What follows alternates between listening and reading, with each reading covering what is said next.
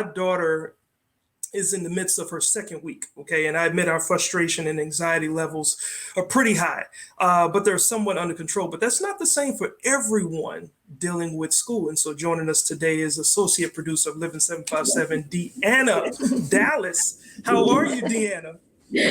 Hi, good. Weird to be on the side of the camera. Yeah. How do you feel now being in front of the camera? It's a little weird. Yeah, as long as our paychecks is straight, right? Look, Yes, Quincy, be careful with that.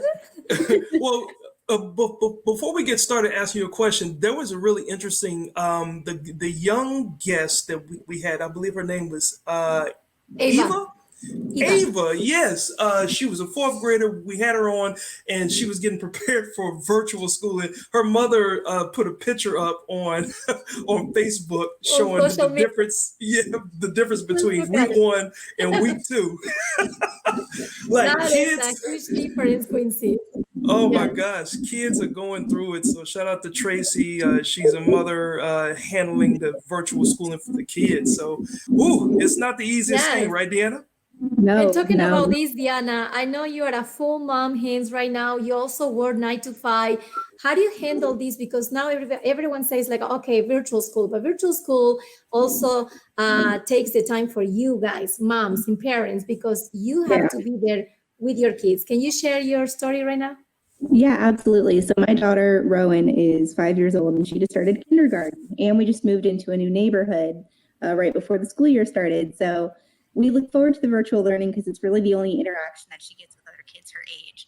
But it is a struggle for the ones that are that young. They can't read yet, so they can't go through the virtual slides and the alone activities that they're supposed to be doing. They have individual assignments that they're supposed to do by themselves. So the parents have to be there next to them, clicking through the slides and reading the assignments to them because the assignments is teaching them how to read.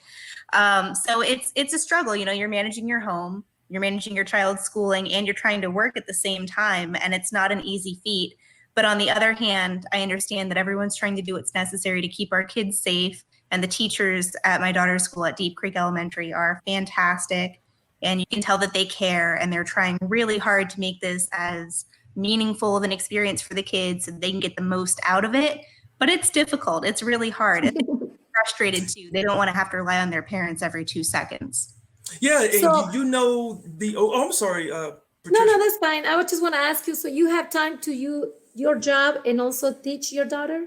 Or you have to make time. Yeah. So when she does individual assignments, I have to be there next to her. I have to be there for lunch and recess. But then when she's doing her assignments that the teacher is teaching, that's when I have my opportunity to step aside and focus on my work and the show. Yeah, and Deanna, you actually hit the nail. You actually hit the nail on the head when you were talking about lunch. The other component to all of this craziness is a lot of parents were depending on the schools to provide the meals and all that stuff. And so, like I know in our neighborhood, there are buses that drive by and parents have to wait at the bus stop and they can get breakfast and lunch. And we're fortunate enough where we don't have to lean on that. But I know that there's a lot of parents, along with the struggles for, adjusting to this virtual learning atmosphere. It's just crazy. Then you that everything is. Yeah, and it's more than just learning. It's for some children, it's the only safe environment that they have.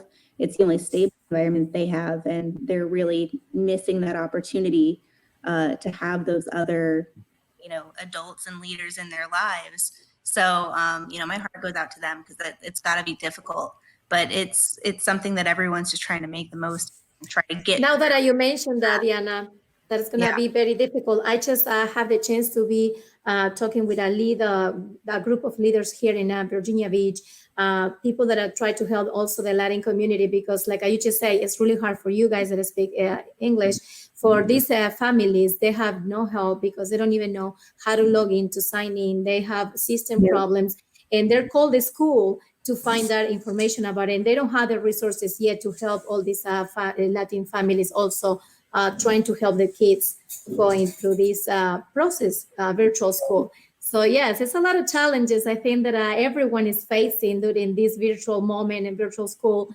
But so yes, we want to say thank you so much for sharing with us today. Yeah, it's my pleasure. Thanks for having me.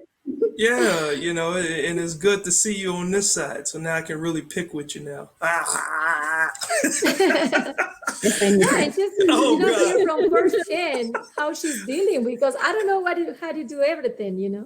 It's really Yeah. hard right now. At a time.